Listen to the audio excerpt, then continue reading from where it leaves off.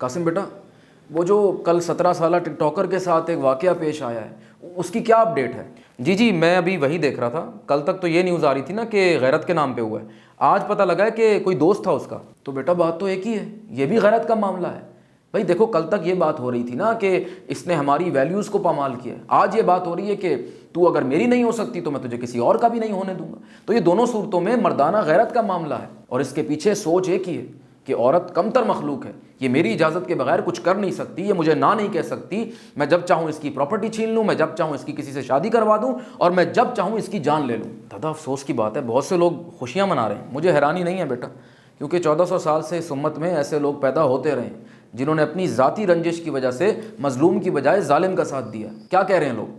یہ ایک شخص ہے, وہ کہہ رہا ہے کہ ماشاءاللہ سبحان اللہ, جس نے بھی کیا ہے اللہ اسے جزائے خیر دے. اب دیکھو نا, بظاہر ایک مذہبی شخصیت لگ رہا ہے, لیکن اس خدا سے اس مجرم کے لیے دعا کر رہا ہے جس مجرم کے لیے خدا نے خود کہا ہے کہ جس نے ایک کو ناحق مارا اس نے گویا پوری انسانیت کو مارا.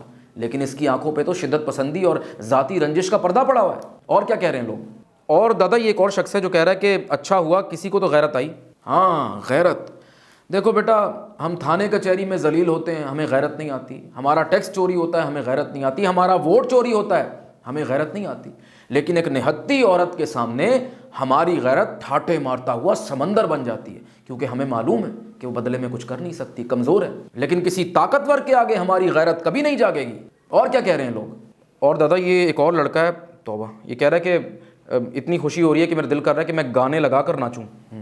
بیٹا ایک کام کرو, اس کو رپلائی کرو کہ اکیلا مت ناچے. اپنا ساؤنڈ سسٹم اٹھائے اور اس ماں کے پاس جائے جس نے 9 مہینے اس بچی کو کوک میں رکھا تھا, یا اس باپ کے پاس جائے جس نے 17 سال اپنے خون پسینے کی کمائی سے اس کو جوان کیا تھا. ان دونوں کے سامنے ساؤنڈ سسٹم لگا کے خوب ناچے تاکہ اس کے دل کو اور ٹھنڈک ملے. اور یہ ایک اور شخص ہے جو کہہ رہا ہے کہ اچھا ہوا چلی گئی, اگر زندہ رہتی تو اس کے گناہ اور بڑھ جاتے. بیٹا اس کو رپلائی کرو کہ شکر کرو تمہارا خدا اس سوچ کا مالک نہیں ہے, ورنہ اس دنیا میں گناہ گار لوگ پیدا ہی نہ ہوتے. نہ وہ پیدا ہوتے نہ وہ گناہ کرتے. دادا ایک چیز اچھی ہوئی ہے, پولیس نے مجرم کو 20 گھنٹے کے اندر پکڑ لیا.